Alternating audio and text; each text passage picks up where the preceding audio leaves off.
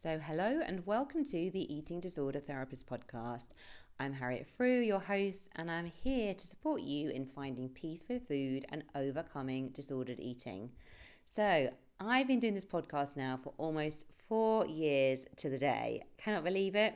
It was started in 2020, just before the COVID lockdowns, and little did I realise as we went into lockdown that this was the beginning of a whole new adventure for me in building an audience, podcasting every week, sometimes more than once a week, and going on this journey. And there are now 355 episodes to listen to, over 1.2 million downloads. So thank you so much to everyone who listens, to people who have been here from the beginning. I massively, massively appreciate you.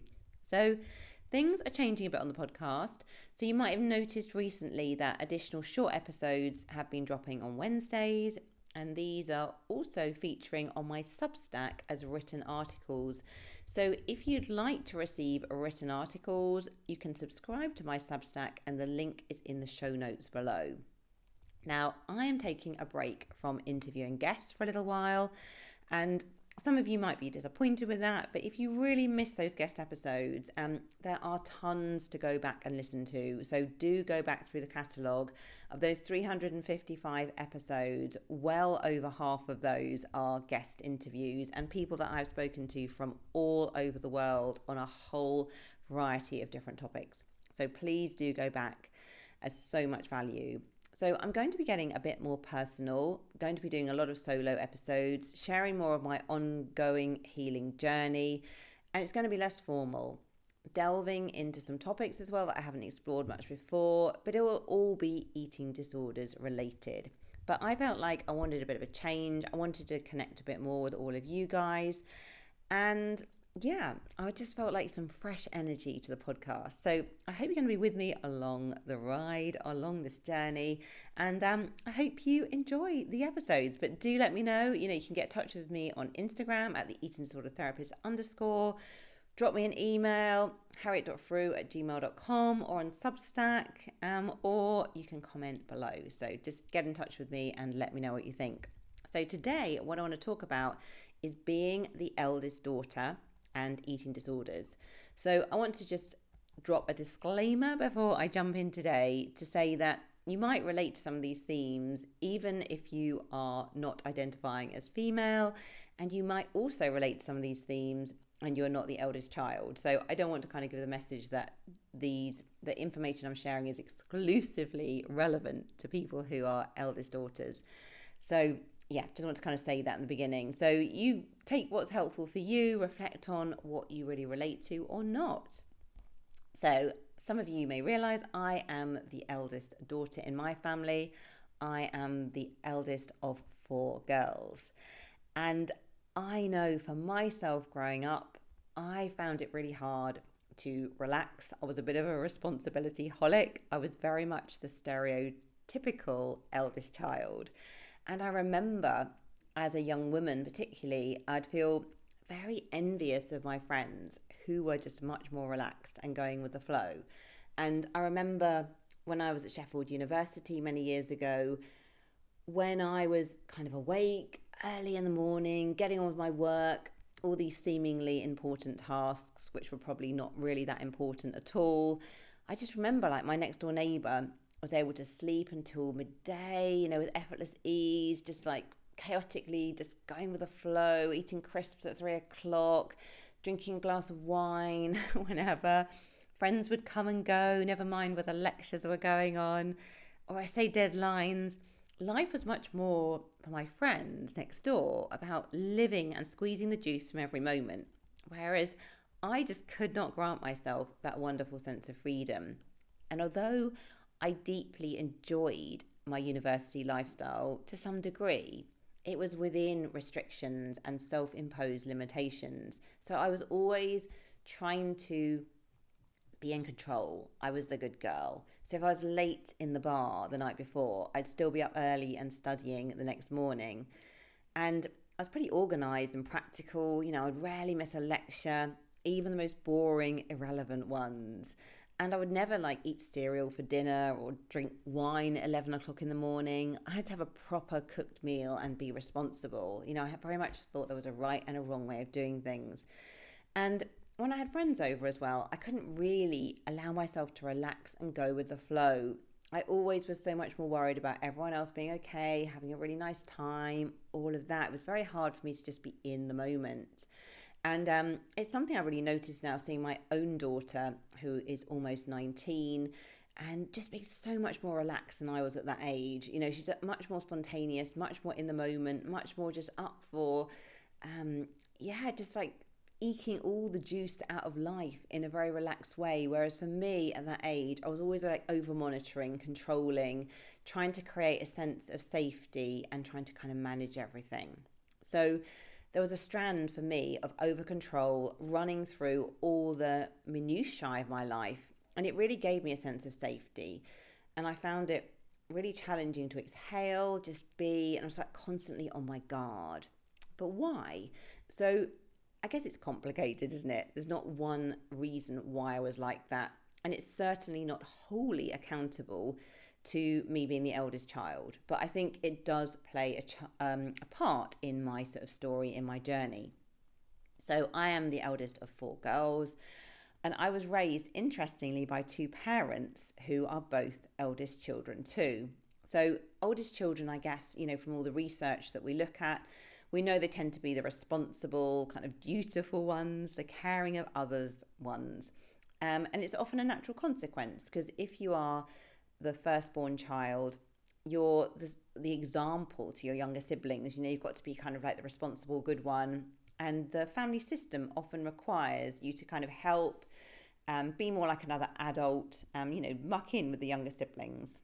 Now, laden in my family system, anyway, I think, was just this deep sense of over responsibility, loyalty, doing your duty. Both of my parents very much took those values on board. And we would feel really, really guilty in the whole family if you kind of deviated from those values. Guilt was very, very much present. Life was not really meant to be kind of enjoyed. It was very much about kind of doing what was right and making sure you were serving others. So it was important to take care of others. It was vital to get things right. And it was a given, really, back then, just to self-abandon and meet the incoming demands, whatever, like, a family member, a distant family member needed, that was sort of priority over like one's own energy levels, what was going on. But I mean, back in the day, we had no language to understand this. It was simply a default way of functioning. And my parents were just doing the absolute best they could. They got together really, really young. They had no chance to individuate, know themselves, form identity. And they were just really unconsciously living out the roles that had been assigned to them. And naturally, as a child, particularly the eldest child, I absorbed all of this just like a thirsty sponge, really just taking it all in, as we do when we were in whatever environment we grow up in. So what are the different themes that you might see, I guess, being the eldest child, the eldest daughter? So for me, as the eldest daughter, I became the super carer.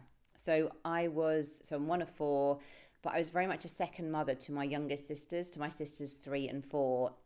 So they were 7 and 9 years my junior. So I was very much relished, actually, the role of being this perfect helper. I was praised and encouraged for being the really good child. And, I kind of liked being the kind of good, sensible one. And my mum was carrying a lot of emotional stress. And I became very adept at listening to her, soothing her, listening to her worries, and just being that emotional support. That was just kind of a given. I didn't really realise that that's what perhaps I shouldn't have been doing as a child. And I was very much the harmony keeper. I didn't like conflict. I wanted to smooth everything over. I wanted everyone to get on. I didn't want there to be a fuss. And I would just kind of keep myself quiet, really, and mould myself to fit the surroundings, to be whatever I needed to be, just to make it all okay. So I learned quite early on to ignore my own feelings, but to really ensure that others were okay. And I also was quite good at organising and entertaining my siblings. This was perhaps a positive in a way, although I think my siblings would probably love and detest this in equal measure, because I was probably quite bossy, because I really took on quite a parent role there. And I was a natural leader, a natural organiser, but it kind of suited the way our family system functioned. So, what did this mean for me as I went into adulthood, having experienced this kind of role really of taking a lot of responsibility? So, very much as I went into adulthood, I was overly responsible and very, very caring for others. So I was very sort of tuned in to any situation I went into. I'd always find the person that was really struggling and had a lot of kind of problems and was looking for support. I was like tuned to them, like, I would just be pulled towards them like a magnet, really, very unconsciously. And I found it hugely challenging to recognize my own needs or to ask for help. I really saw myself as someone who really didn't have needs. I was kind of the coping, sensible person who didn't need to lean on others. So I was fiercely independent. And also, to my detriment, really, I found any support it felt quite controlling and intrusive. And I guess this was partly due to my kind of family dynamic as well. But also, I'd been so used to being hyper independent that any sort of support or help felt intrusive. It felt a bit smothering. It felt like, don't tell me what to do. And also, I felt very guilty for having needs and felt too much for others. So if emotions came up where I felt vulnerable or I felt anxious or fearful or I was worried how I was going to cope, I always thought, oh gosh, this is really, really, really icky. This is too much for other people. I need to kind of push this down. And it felt really unfamiliar and unsafe to kind of really lean on others, but I really welcomed others leaning on me.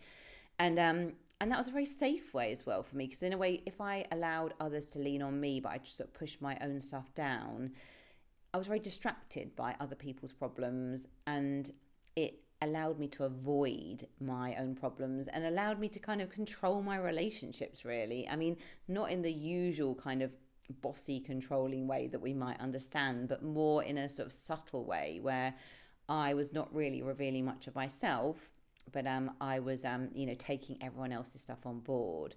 So this, of course, was not a sustainable way to live. As a human being, we are not robots. We cannot just push our emotions down. So it was no surprise that I developed bulimia as coping, because food became a maladapted substitute and soother for meeting my deeper needs. Food was something that I could control.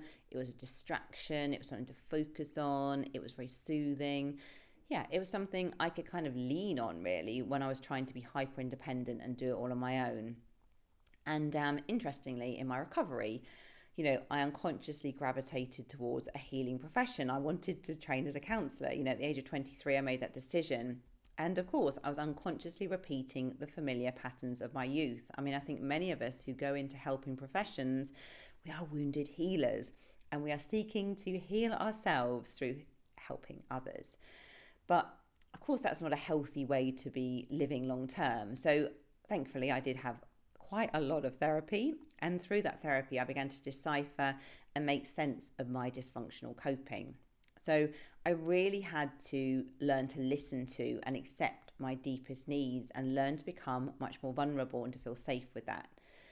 And to show up in a much more balanced way in relationships rather than trying to be the sort of savior to everyone. And this was really excruciating to begin with. It felt really icky. It felt like, oh gosh, I'm too much. I'm too emotional. I'm going to be too much for other people. I'm going to chase everyone away. I'm going to be rejected. I'm going to be abandoned. All of that stuff. But anyway, thankfully, I kind of got through that. I'm in a much better place today. So that's the first thing I want to talk about, the over-responsibility bit. Okay, the next thing, pleasing and perfection. So if you're a parent, when you have your firstborn child, you're testing out your nurturing skills. You're kind of practicing everything. And I think when we become parents, I'm a parent myself, you often have quite an idealized view of how you're going to parent and how things should be. And that's just very, very natural. So it's a natural process of trial and error. There's not one set rule book to follow. I mean, there's so many different styles of parenting, aren't there? Like from the sort of Gina Ford to the much more gentle parenting, completely one end of the spectrum to the other. So what we tend to do as parents, unless we've really done a lot of work on ourselves, we'll often unconsciously repeat our childhood patterns, or will fiercely rebel in the opposite direction. So it's deeply challenging sometimes to consciously parent. It is challenging. And I think we can have really good intentions sometimes, but then we live out our old patterns again and again.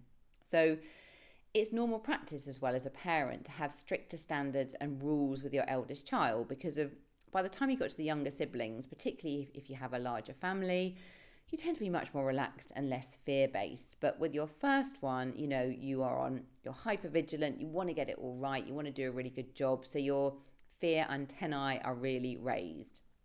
And I think when there are several siblings in the family, parents tend to get a bit tired and weary by the latter siblings. They can let things go, and they've learned that bad things mostly don't happen. You can mainly trust in life for raising reasonable humans. So my second sister and I definitely faced higher academic expectations from our parents. We faced stricter work responsibilities from working on the farm. There were a lot of rules to follow. And there was a lot of parental anxiety about letting go, allowing us the freedom that adolescents craved. And I guess that really came from a place of love, but it was also a bit smothering at times as well. So how did this then translate into adulthood?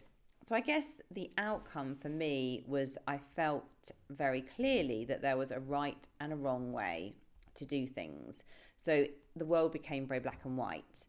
So the outside rules brought safety and structure, but also robbed me of independent thinking and really being able to self-trust. And I became very fearful of disappointing or letting others down, and if I deviated from the rule book or what other people expected of me. So life often felt quite daunting and unsafe, and I was always thinking I was going to be judged or criticised, and I really looked outside for that validation and expectation of how I should live, how I should show up. So this meant that my self-identity was pretty much non-existent. My opinions and my worth were outsourced to whoever I happened to be spending time with. So this was really an unconscious process of self-abandonment, but it's just a familiar way of living. I didn't really know any other way. I didn't know myself at all. So again, bulimia ran rampant as symbolism of the disconnection from myself. Because as I ingested the world's views without question, with this desire to please, my body almost rejected this with ferocity. Somewhere deep in my knowing, I kind of knew that all this outside noise wasn't really right for me, but I just had so little self-trust to be able to listen to my inner knowing, and I just couldn't give myself permission to not be the good girl and follow everyone else's rule book. So caused a lot of stress. So talking a bit more about emotional stress. So being the eldest daughter, over caring, maybe over responsibility, the inner critic really strong, wanting to be the pleasing good child who's acceptable to others. But this good girl role is the ultimate thing in self-abandonment and loss of self. And it creates this inner conflict, this screamer inning persona, where you're constantly frustrated and battling conflicting voices. And this is often lived out through the food, is projected onto food or body image when you kind of have those really strong voices in your head. So overthinking, questioning, fuming, inwardly sometimes I'd be in absolute turmoil, but I never really showed that authentically in my relationships. I was always the good, pleasing, harmonious person, or tried to be. Now, of course, that would leak out sometimes, because you can't just block your emotions. It doesn't work. But what I would often do is be very black and white in terms of how things would leak out for me. So I would sort of leak out my negative emotions through wild bulimic episodes, huge binges, drinking too much alcohol. And then I'd just reject the good girl for a whole evening with massive force and in a very dramatic way. And I would achieve that temporary glimmer and escape from that self-imposed prison that I was putting myself in. But then, of course, I'd feel so much self-loathing and guilt for stepping out of that sort of desired identity of the good girl, and the black and white splitting of myself into parts. I couldn't reconcile in a way the two different parts of myself, the kind of good girl and then this kind of wild, kind of rebellious person. So I would then revert back to the good girl persona to cope, and because that was what's familiar. So the outcome of this, as I went to adulthood, that I was emotionally chaotic and all over the place because I was pushing down my emotions all the time. And it impacted my relationships because I could never be fully genuine due to the fear of rejection. So I'd be showing up as such a people pleaser. People weren't really getting the real me. And then what would happen in my relationships quite often is things would be seemingly happy and wonderful, and then to be blown out of the water when the volcano of suppressed emotion would surprise myself and the other person. So hidden resentments and anger would emerge, and it damaged some of my relationships beyond repair. And then my self-esteem would be in tatters due to the disconnection and self-abandonment. And I had a huge identity crisis and didn't trust myself, felt like a bad person, felt guilty. So my worth was so defined by the external rather than my inner heart's knowing was not good. So how to heal your eldest daughter dysfunctional patterns? So the first thing is to develop self-awareness and to recognize your unhealthy ways of coping, because until you shine a light on this and really understand it with deep compassion for yourself, it's really, really hard to change, okay? Because you're just unconsciously, blindly kind of going through the jungle without a map. So you need to have that self-awareness and recognize, okay, this is what I'm doing, okay? Secondly, realize that you don't need to be the carer, the fixer, the rescuer in relationships. Although that feels really safe, it's not balanced to always take this role. This is not to say that you can never be in that role, but you don't want to be in this place all the time. So you've got to really appreciate that you have your needs too, and you have permission to seek out and help and support. And be really careful as well. Like I said to you at the beginning of the podcast, I would always be so magnetically drawn to anyone in a way that had lots of problems and needed helping, because in a way I wanted to be the saviour. It felt so familiar and safe to be in that role. And if I was looking after someone else, it meant I could hide and avoid looking at my own stuff, okay? But that's not healthy. So 3, work on building reciprocal, balanced relationships. This is where there is a healthy balance of give and take. And you will need to learn to set boundaries too, and to fill your own cup before you fill everyone else's. Now, the thing I used to find with this as well is when I started to do this is I felt so guilty all the time because I was so conditioned to always care for other people first. So what really helped me is to start to view this guilt as trauma or childhood guilt. You deserve to look after yourself, okay? You don't need to feel guilty for looking after your own needs. Yet you don't want to be abandoning yourself. 4, work to stop people pleasing and to be authentic and genuine. Value honesty and realness over being liked. Now, this really helped me actually when I really realized that people pleasing was inauthentic and often quite fake. That was a big motivation for me to change because I highly value being authentic and genuine. So I had to learn as well that disappointing others is a natural part of life. I can't just please everybody, okay? We cannot please everyone all of the time. It's just not realistic. It's exhausting. Value authenticity and being genuine over being liked is so much more peaceful, okay? 5, work to dilute your inner critic and become self-compassionate. Appreciate there are a few right ways of doing things. Now, I used to just get caught up in knots over this because I would always be seeking other people's opinions on things. People would give me their different opinions. I'd then be so conflicted because of everyone was so sure of how I should do things, you know, with really good intentions, because I was kind of seeking that reassurance. There were so many right ways of doing things and I was completely torn. Like, what was I meant to do and how was I going to please all these people? So I used to tie myself up in knots. So rather than seeking external validation or guidance, turn inwards and begin to trust your inner voice. So be guided by your values and your own direction, and you'll begin to form your own identity separate from others' perception of you. And you need to start here with really small things, okay? You know, thinking about what colour socks do I want to wear today? I don't know. Do I want to drink a cappuccino or a latte? Start small, okay? Start small and begin to build that self-trust. And final one, take care to avoid excessive self-reliance. You do need trusted people to support you in life, and it makes life so much easier, because without having deep connection with yourself and with others, you'll seek to fill this hole with food, with alcohol, with focusing on your body, the weighing scales, or something else. Okay, so realize that it's a life's journey to step out of your childhood conditioning. Now, I've done a lot of work on this, but I'm still on the journey. Be kind and compassionate with yourself in the process. And do you relate? You know, I'd love to hear, are you an eldest daughter? Do you relate to any of the themes? You can let me know in the podcast comments, or you can go across to Substack and comment there, or let me know on Instagram. Just to say as well, if you're interested in working with me one-to-one, I'd love to hear from you. I do work with people from all around the world, but I do work mainly in the school day UK time. So sometimes that can be a bit difficult if you're on like the west coast of America or something, unless you really like early appointments. And just to let you know, I have online courses, Breaking Free from Bulimia, and also 10 Steps to Intuitive Eating.